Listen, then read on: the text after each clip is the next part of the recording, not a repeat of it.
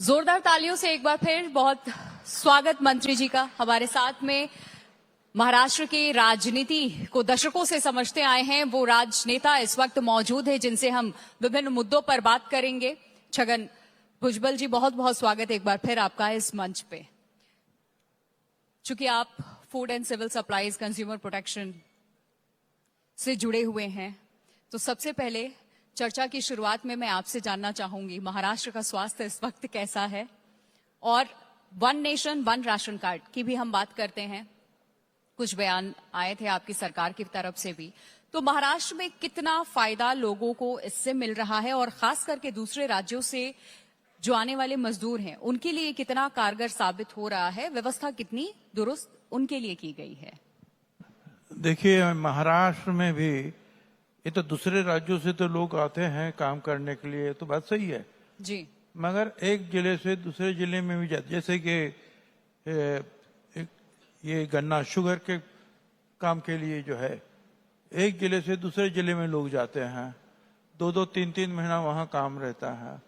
दूसरे राज्यों के भी लोग आते हैं। अभी तक जो है अपने महाराष्ट्र में जो है 27 लाख लोगों ने जो है इसका फायदा उठाया है, और जो मुझे जो मालूमात है सारे देशों में, सारे राज्यों में मिलकर जो है हर महीना 10 लाख लोग जो है इस योजना का फायदा उठा रहे हैं। क्योंकि इसके पीछे यही कहना है कि हमारे देश का नागरिक जो है जहां भी वो काम करने के लिए जाए रहे, तो उसको जो है वो गरीब है तो उसको अनाज मिलना चाहिए, रेशन मिलना चाहिए। ये नहीं कि बस वो अगर बिहार से आया तो, यूपी से आया तो अभी यहाँ नहीं मिलेगा, ये नहीं होगा। उनको भी जो है दिया जाएगा। तो मेरे ख्याल से जो ये बहुत अच्छी जो है योजना है, ताकि हर गरीब आदमी को जो है इसका फायदा मिलता है।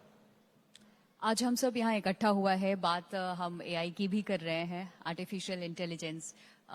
डिजिटली सारी चीजें शिफ्ट हो रही हैं, और डिजिटली जब हम शिफ्ट हो रहे हैं तो पारदर्शिता बहुत ज्यादा चीजों में हमें देखने को मिल रही है। कालाबाजारी रोकने में कहीं हद तक हम सक्षम हुए हैं। तो महाराष्ट्र की राशन व्यवस्था को डिजिटल बनाने से क्या ये ब्लैक मार्केटिंग, कालाबाजारी या जो बिचौलिए होते थे, जो चीजें घूम फिर के लोगों तक 1 रुपए के बजाय 25 पैसे या 10 पैसे पहुंच पाती थी, उसमें सहायता मिली है? चाहे बायोमेट्रिक सिस्टम से सही व्यक्ति तक राशन पहुंच रहा है? क्या कुछ आप लोगों ने सुधार किए हैं, चेंजेस अभी तक हुए हैं? ये सही बात है कि महाराष्ट्र में जो है ये रेशन देने वाले जो दुकान हैं गरीबों को, वो है 54,000, 54,000। और ये तो बिल्कुल साफ है कि हर दुकान के ऊपर कुछ ना कुछ कभी इधर कभी उधर गड़बड़ होती है। तो भारत सरकार और सारे राज्यों ने जो है, हम लोगों ने जो है ई-पॉस मशीन लगाया है। वो आधार कार्ड से मिलता है, सारी उसकी मालूमात वहां रहती है। तो बस वहां जाए, ई-पॉस मशीन पर वो अंगूठा लगाए, और उसका जो है जितने लोग हैं उनका जितना रेशन उनके लिए वो हकदार है, उतना रेशन उनको मिलता है। कई बार तो ये होता है कि बहुत गरीब लोगों के जो है ये अंगूठे वगैरह जो है काम नहीं करते, ये बहुत बूढ़े हो गए हैं, तो अंगूठे की जो है निशान नहीं आते, तो उसके लिए भी जो है अलग से व्यवस्था की गई है। अब पहले जब ये नहीं था ई-पॉस मशीन, तो जितना भी कोटा हमको मिलता था रेशन का 100% खत्म होता था। अभी जो है वो 92-93% जो है खत्म होता है, 7-8% जो है वो बचता है। और जो बचता है तो हम जिनके पास रेशन कार्ड या उनको नहीं मिल रहा है रेशन, ऐसे लोगों को ढूंढकर हमारे फिर एमएलए है या सामाजिक कार्यकर्ता है, वो ऐसे नाम जो हमको देते हैं, उनमें हम जो है उसको बांट देते हैं। तो ये अच्छा हुआ कि, और ये सारी जो बातें जो है रोजाना महाराष्ट्र और डायरेक्ट दिल्ली, उसके वहां तक जो है सारी बातें जाते हैं कि कितना राशन जो है आपने दे दिया है लोगों ऐसा को, क्या किया कितना आप लोगों ने? बचा है। कौन सी टेक्नोलॉजी का इस्तेमाल कर रहे हैं जिससे इस पे रोक लगा है या फिर ये पता चल रहा है? ऐसा क्या किया? बाकी राज्यों को भी सीखने की जरूरत है फिर तो महाराष्ट्र से, अगर ऐसी व्यवस्था यहाँ पर है। मेरे ख्याल से तो बहुत सारे लोगों ने जो है ये रास्ता अपनाया है, और भारत सरकार ने भी इसके ऊपर जो है काफी कड़ी भूमिका जो है ली है कि नहीं ये करो, ताकि जो है ये रेशन ठीक जा रहा है गरीबों के लिए या नहीं जा रहा है, ये इसका सारा ब्यौरा जो है वो रोजाना दिल्ली के जो है लोगों को मिलता है। त्योहार का सीजन आने वाला है, बात हम राशन की कर रहे हैं। हमने देखा है कि त्योहारी सीजन आते हैं, कई बार चीजों के जो दाम है वो बढ़ जाते हैं। राशन की हम बात कर रहे हैं, चाहे दाल तेल दूसरी जरूरी चीजें जो हैं उनके प्राइस बढ़ जाते हैं। तो कीमतों को काबू में रखने के लिए भी सरकार क्या कदम उठाती है? बैकअप प्लान आप लोगों का क्या रहता है कि त्योहार के सीजन में लोगों को राशन मिल जाए, वक्त पे मिल जाए और उसी कीमत में मिले जो पहले मिल रही है, कीमतों पे असर ना हो, उसका प्राइस ना बढ़े, खासकर फेस्टिवल के टाइम पे? जिनके पास रेशन कार्ड है और जो हमको कोटा दिया है, उसे जो है कि 44,000 रुपया जो है गाँवों में देहात में, और कोई जो है उससे ज़्यादा कुछ 59-60,000 रुपया जो है वो शहरों में। तो वहाँ तक जो है सारे लोगों को ये जो है रेशन मिलता है, ये नहीं कि नहीं मिलता है। कभी कभी जो है लोगों के पास, और ये फ्री है सब, तो ये भी नहीं कि भाई हमारा सैलरी नहीं हुआ, नहीं ये नहीं हुआ, इसी बात ये सब फ्री जा रहा है। तो फ्री में ये जो रेशन मिल रहा है सबको, तो मेरे ख्याल से जो एक बहुत बड़ी सुविधा जो है फूड सिक्योरिटी एक्ट के माध्यम से जो है गरीबों को मिली है। अब हम ऑनलाइन शॉपिंग कंज्यूमर एक्ट की भी बात कर लेते हैं। ऑनलाइन शॉपिंग बढ़ने के साथ साथ मेरे ख्याल से यहाँ जितने भी लोग बैठे हैं सब ऑनलाइन शॉपिंग करते होंगे, या 100 में से एक बार किसी न किसी के साथ कुछ ना कुछ फ्रॉड हो जाता है। आप कितने भी एक्टिव रहें, लेकिन कई बार आप गलती कर बैठते हैं। तो ऑनलाइन फ्रॉड और गलत सामान की शिकायतें लोगों तक पहुंच रही हैं, डुप्लीकेट आइटम्स जो होते हैं वो। तो महाराष्ट्र में कंज्यूमर्स को बचाने के लिए सरकार क्या कर रही है ताकि ये ऑनलाइन फ्रॉड भी ना हो लोगों के साथ जब वो ऑनलाइन शॉपिंग करते हैं, और गलत सामान भी उन तक ना पहुंचे, सही क्वालिटी हो? उसके लिए जो अलग अलग डिपार्टमेंट है वो काम करते हैं। जहाँ तक मेरा डिपार्टमेंट है, वो इतना जो है वो गरीब लोगों का उतना पढ़ा लिखा, और ये नहीं कि वो ऑनलाइन शॉपिंग करे। वो तो बेचारे बाजू की दुकान में जाते हैं जो आधा फरलांग एक फरलांग के ऊपर है, वहाँ से लेके आते हैं। मगर ये बात आपने जो सही कही वो सही है कि कई बार जो है लोग फंसते हैं या फंसाया जाता है उनको। तो इसके ऊपर जो है दूसरे भी डिपार्टमेंट के है वो काम कर रहे हैं, और वो कुछ गलत हो रहा है तो उसके ऊपर एक्शन ली जाती है। कंज्यूमर कोर्ट्स भी हैं, लोग उसके भी वो चक्कर तो लगाते है, हैं, लेकिन मामला ना बड़ा लंबा खिंच नहीं जाता है। हमारे पास महीनों लग आपने जाते कहा वो ठीक है कि जो ग्राहक तकरार निवारण जो है जी, वो कमिटियां जो है सब जगह है, जिला में है, राज्य में है। तो उनके पास जो आप ऑनलाइन जो है कंप्लेंट कर सकते हैं, बातचीत कर सकते हैं ऑनलाइन से, और फिर वो जो है कमिटी जो है उसके ऊपर तुरंत जो है अपना काम शुरू करती है, और किधर भी अगर गलत है तो उसके ऊपर एक्शन लेती है। कभी भी दुकान बंद हो जाता है, कभी उसके ऊपर जो है बहुत बड़ा भारी जुर्माना लगाया जाता है। तो ये होता है। तो ऑनलाइन कंप्लेंट जो है आप एक ग्राहक कंज्यूमर्स प्रोटेक्शन एक्ट के तहत जो है कर सकते हैं। बाकी फिर भी जो है इसमें कुछ कुछ कई बार गलतियां हो जाती है, मगर कम से कम सब लोगों के ऊपर अन्याय ना हो, उनको न्याय मिले, इसलिए सब लोग काम कर रहे हैं। अब कुछ राजनीतिक सवाल भी। और ये जो है कई बार तो इसमें जो है हाईकोर्ट के लोग जो है, हाईकोर्ट चुनती है कि किस किस लोगों को, कोई वकील है, कोई दूसरे छोटे कोर्ट के लोग हैं, वो भी कमेटी में रहते हैं, तो उनके पास वहां तक जाते हैं कभी कभी ये केसेस, और वो उसके ऊपर बैठकर जो है जो भी एक्शन लेना है लेते हैं। अब राजनीति की भी बात हम कर लेते हैं। तो वो तो मुझे पता है, ये तो ये शुरुआत है, आपको तो आजकल सभी को लंबा राजनीतिक अनुभव आपका रहा है और जो देश के युवा हैं देख रहे हैं हम सड़कों पे उतर के वो भी राजनीति कर रहे हैं। दिशा थोड़ी सी अलग हो सकती है लेकिन लोगों की अपनी अपनी सोच है और रास्ता उनको भी लंबा तय करना है। आपका बहुत लंबा रहा है तो आपसे ये अनुभव मैं इस मंच के जरिए चाहूंगी कि आप साझा करें कि आप जब राजनीति में आए तब से अब तक का जो ये सफर रहा वो कैसा रहा, क्या बदला है और तब की राजनीति और अब की राजनीति में क्या फर्क आप महसूस करते हैं? नहीं, अभी क्या है कि पहले जमाने में तो जो पहले ही राजनीति में है उनके बाल बच्चे ही आगे चलते थे। अब मेरे बारे में पूछे तो ऐसा कुछ नहीं था जी। मैं जो है कॉलेज में था, बीजेटीआई कॉलेज में, और तभी जो है बाला साहब ठाकरे ने ऐलान किया कि जो है लोकल लोगों को जो नौकरियां मिलनी चाहिए, तो शिवाजी पार्क के ऊपर एक मीटिंग उन्होंने बुलाई। मेरे जो साथी हुए वो लोग बोले चलो चलो हमको भी काम करना, नौकरी करना है आगे आगे अगले साल, चलो हम भी जाए। मैं गया और वहां जो है पहले मीटिंग में ही के बाद ही जो पहले शाखा प्रमुख बने 10-15 इस मुंबई या महाराष्ट्र में, उसमें से मैं एक हूं। बहुत शुरुआत की। अब ये जो है नीचे के प्रॉब्लम्स क्या है लोगों को, ये मैं खुद समझता था।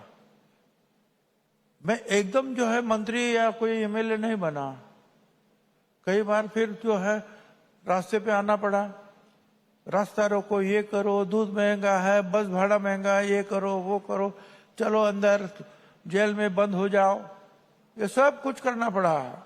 उसके बाद में जो है आगे चलकर जो है लोगों ने जो है म्यूनिसिपैलिटी में चुना, म्यूनिसिपल कॉरपोरेशन, कॉरपोरेटर बना, मेयर और एमएलए 2 बार मैं बना। ये एक हिस्ट्री है क्योंकि एमएलए और मेयर एक साथ कभी कोई नहीं बनता था। लोगों ने चुना, मैं बना, और फिर आगे चलकर जो है ये बहुत सारा जो है बाला साहब ठाकरे ने जो है शिवसेना के लिए मैं लड़ा भी, बाहर भी राज्यों में गया, इस महाराष्ट्र में भी घूमा, फिर कई बार जो है जेल में भी जाना पड़ा। उसके बाद में जो है मंडल आयोग के ऊपर से जब हमारे में दूरी आई तो मैं कांग्रेस में चला गया और 1991 में मैं रेवेन्यू मिनिस्टर बना। हाँ, अलग पार्टियों का अनुभव ही रहा है, अनुभव है उनके भी विचारों को समझा। कांग्रेस में लीडर ऑफ अपोजिशन भी बना, उनका जो सीडब्ल्यूसी मेंबर था वो भी बना। बस जब शरद पवार साहब को इनको जो है कांग्रेस से निकाला तो मैं पवार साहब के साथ आया और ये राष्ट्रवादी कांग्रेस पार्टी जो बनी उसका पहला महाराष्ट्र का अध्यक्ष मैं बना, क्योंकि उसके पहले जो है बहुत सारा काम मैंने किया आपने था। बयान भी दिया था तो बड़ा विभाग उस वक्त। कांग्रेस का भी अनुभव है, शिवसेना का भी अनुभव है और ये राष्ट्रवादी का भी अनुभव है, तो चला है, ठीक है। हर पार्टी का इन्होंने साथ दिया है, हर पार्टी का आपको जो है विचारधारा को समझा है, आगे बढ़ाया है। आपको एक बात समझ में आनी चाहिए कि पहले हमको अगर जाना है राजनीति में आगे तो हमारे सारे समाज, हमारे लोग, हमारा राज्य, उसको समझना बहुत जरूरी है। आपको तो जानते हैं कि हर 100 किलोमीटर के ऊपर भाषा बदलती है, खान पान बदलता है, सब कुछ बदलता है, उनकी जो है जरूरतें बदलती है। अब ये सारा जब तक आप देखेंगे नहीं, उसका स्टडी नहीं करेंगे, अभ्यास नहीं होगा, तब तक अचानक जो है आप मंत्री बने, ये बने, होता है कोई किसी का नसीब ऐसा भी होता है, मगर हमारे नसीब में तो बस बहुत सारा कष्ट करना, झगड़ा करना, अप डाउन चलता रहा। आपको ये आपने कभी खेल खेला है वो ये सांप और सीढ़ी? जी वो कहते हैं फिर सीढ़ी मिलते हैं, ऊपर जाते हैं और ऊपर जाते हैं, और फिर ऐसा कुछ होता है कि सांप के मुंह में जाता है फिर से नीचे आता है। जी तो कई बार जो है ऊपर भी गए और नीचे भी आए, फिर भी डटे रहे, काम करते रहे, और लोगों ने जो है बार बार जो है हमारे ऊपर जो प्यार किया, उससे जो है गाड़ी चलती है। अभी कहते हैं विचारधारा बहुत जरूरी होती है, चाहे राजनीति की हम बात करें या किसी भी फील्ड की हम बात करें। तो फूले और शाहू महाराज की विचारों को लागू करना आज के वक्त में इस नए दौर की राजनीति में कितना जरूरी है? देखिए, जब आप फुले शाहू महाराज या बाबा साहब अम्बेडकर, ये तीनों का नाम जो है एक साथ हम लोग लेते हैं, और हम, मेरे लिए तो भगवान, हमारे लिए भगवान वही है, जो भी कुछ है वही है। अब देखिए ना, आप यहाँ बैठी हो, पहले जमाने में तो लड़कियों को शिक्षा मिलना, एजुकेशन हो ही नहीं सकता था। नीचे वर्गों के लिए नहीं, ऊपर वर्गों के जो उच्च जाति के हैं उनकी भी लड़कियां जो है, बहनें हैं, उनको भी सीखना मना था। और बाकी के जो है कुछ बड़े जाति के लोग थे, हम समझते हैं ब्राह्मण जाति के लोग, उनके भी जो है लड़कियां नहीं सीख पाती थी, बाकी के लोग तो बिल्कुल नहीं। तो उसके खिलाफ आवाज उठाया, और अंग्रेजों के पास भी ये अपनी मांगे रखी महात्मा ज्योतिराव फुले ने, और सावित्रीबाई फुले ने पहला जो है लड़कियों का स्कूल जो है वो पुणे में शुरू कर दिया। बहुत कष्ट हुए, पत्थर मारे लोगों ने, तुम क्या करिए, ये पाप है, ये बड़ा बेकार काम है, गोबर मारा, सब कुछ। उसके बाद में वो डटे रहे। जो हमारा जो दूसरा जो है पिछड़ा, सबसे पिछड़ा जो है, जिसको हम शेड्यूल कास्ट कहते थे जी, थूक नहीं पाते थे रास्ते पर, इसलिए जो है मटका गले में लटकाओ और पीछे जो है ऐसा झाड़ू लगाओ, ताकि वो जावे रास्ते से तो रास्ता साफ हो जाए, और उसकी छाव अगर किसी दूसरे आदमी के ऊपर पड़ी तो वो जाकर जो उसको नहाना चाहिए। तो ऐसे हालत से पानी भी नहीं मिलता था, तो महात्मा ज्योतिराव फुले ने अपने खुद के जो है घर पे जो है जो वेल थी वहां लाकर पानी दिया, खान पीन किया, सिखाया, और कहा कि सबको शिक्षा मिलनी चाहिए, सब इंसान सब एक है। और उन्होंने कहा ना कि जाति धर्म ये तो लोगों ने बाद में निर्माण किया है, पहले तो एक ही जाति है, एक ही है, वो है इंसानियत और इंसान और इंसानियत। तो वही जो है जो पिछड़े हैं उनको आगे लाने की कोशिश की उन्होंने। तो शाहू महाराज ने तो पहली बार, उनके एक बर्थडे था तो उन्होंने 50% जो आरक्षण दिया जो पिछड़ों के लिए। अब ये सारी बातें जो है जब चांस मिला ये तुम्हारा संविधान लिखने का, तो बाबा साहब अम्बेडकर ने लिख दिया कि सब समान है, स्त्री को भी एक वोट, पुरुष भी एक वोट, सबसे बड़ा होगा टाटा बिरला एक ही वोट देगा, और जो झुग्गी झोपड़ी में रहने का वो भी एक वोट दे। तो सारे लोगों का हक सरीका है, शिक्षा का हक है, बोलने का हक है, लिखने का हक है, अपना मत प्रदर्शन करने का हक सबको है, और यही है डेमोक्रेसी।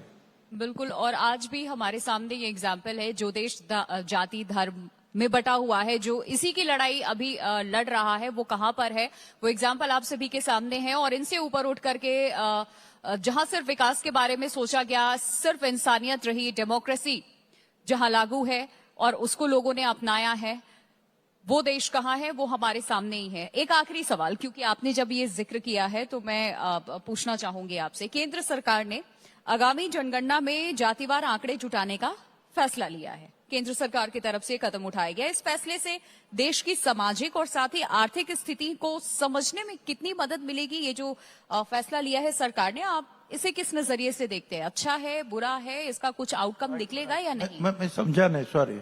आप जरा ज्यादा फास्ट बोलती है और हम दूर ही है, और आप वहां मुंह कर कर बोलती है, तो मेरे समझ में नहीं आता। कैसे वैसे आपको समझने की कोशिश कर रहा हूँ भाई, बताइए। चलिए, अगर आप समझ नहीं पा रहे, मैं एक बार फिर अपने सवाल दोहराती हूँ। केंद्र सरकार ने आगे सरकार, हाँ, मैं चाहूंगी कि ये सवाल मैं आपको सीधा दे दूं, आप एक बार सवाल पे नजर डाल लें। केंद्र शासन ने सवाल मैं आगामी आपके लिए जनगणना, लेकर आई थी कि ये जाति सवाल मुझे जनगणना आपसे का पूछना ही है। आंकड़े जुड़ाने का फैसला किया है। इस फैसले को देख की कैसे सामाजिक आर्थिक स्थिति को समझने की सही बात है ना। ये जो बात है, क्योंकि इस पे आप वक्त वक्त पे बयान देते रहे हैं, आपके राजनीतिक जी जी जी चर्चा जी, में रहे, तो मैंने चाहा देखो, एक बार यहाँ से भी मैंने जो है ये पिछड़ों की काम करने के लिए 1991 में जो है महात्मा फुले समता परिषद की स्थापना की। और उसके बाद में जो है दिल्ली में रामलीला मैदान हो, पटना हो, बिहार में या जयपुर में, अलग अलग सारे राज्यों में जो है बड़ी बड़ी रैली हुई पिछड़ों के लिए कि जो पिछड़े हैं उनको हक मिलने चाहिए। मगर जब भी हम कुछ हक देने की बात रही, अगर मैं उसको उदाहरण दूं तो सुमित्रा ताई महाजन ये लोकसभा की अध्यक्ष बनी, उसके पहले जो है उसके नेतृत्व में 16 एमपीज की एक गठन हुआ, कमेटी हुई, और उन्होंने देखा कि ये ओबीसी जो है अदर बैकवर्ड क्लास, उनकी हालत क्या है। तो उन्होंने स्टडी किया, कहा कि हालत बहुत बदतर है, मगर इसका डाटा हमारे पास नहीं है। तो उन्होंने जो सेंसस कमिश्नर को लिखा कि ये डाटा जो आगे वाले सेंसस में आप जमा कीजिए। नहीं हुआ। फिर मनमोहन सिंह जो हमारे प्राइम मिनिस्टर बने, उसकी कमेटी में शरद पवार चिदम्बरम थे, वही हाल हुआ कि देना तो चाहिए, बहुत हालत बहुत बुरी है, पर डाटा नहीं है, डाटा हमको दे दीजिए। अब ये डाटा के लिए हम क्यों झगड़ते हैं? इसके लिए सिर्फ पॉलिटिकल कारण नहीं है। हम चाहते हैं कि बाबा साहब अम्बेडकर ने ये 340 कलम में जो है लिखा है, 341 और 42 जो है वो शेड्यूल ट्राइब के लिए 340, कि ये बहुत बड़ा तबका है और ये बहुत गरीब है, उनकी जो हेल्थ के बारे में, शिक्षा के बारे में, घरों के बारे में बहुत पिछड़े हैं। उसके लिए कमीशन बनाया जाए, डाटा जमा कर दिया जाए और उसको फिर मदद की जाए। तो हम चाहते हैं कि ये डाटा अगर कुछ भी अगर कोई गवर्नमेंट देती है तो ताबड़तोड़ कोई भी तो कोर्ट में जाता है, फिर कोर्ट के पूछते तुम्हारा कितनी संख्या है आपकी। अब 1931 में जो है अंग्रेजों ने जो है वो डाटा जमा कर दिया था, वो था 54%। उसके बाद में कारण कुछ भी है मगर वो हुआ नहीं। तो फिर से हम 2011 में सुप्रीम कोर्ट में भी गए। फिर जो है समीर भुजबल करके, वो हमारे जो भांजे है वो एमपी थे, तो मुंडे साहब भी उसके पास, उनके साथ बाकी सारे लोग, और 100 एमपी ने कहा कि हमको डाटा चाहिए, इसका जमा करो 2011वीं के ये जो सेंसस में। मगर वो नहीं हुआ क्योंकि सेंसस कमीशन ने नहीं किया, वो और अपने अपने जो स्टेट पे छोड़ दिया उन्होंने। तो गलत जो सही बात सामने नहीं आई। तो हमने पहली बार जो है, मैं आभार मानता हूँ मोदी साहब का और इस मंत्रिमंडल का, भारत सरकार के, उन्होंने जाति गणना करने की जो है बात जो है तय की है।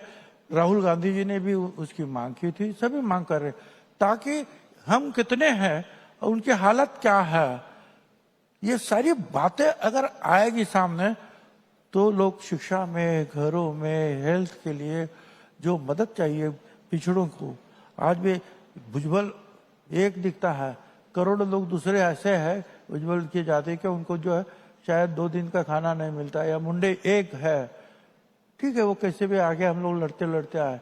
मगर ऐसी बात जो है सारे देहातों में, सारे देश में नहीं है, और इसलिए इसकी आवश्यकता है।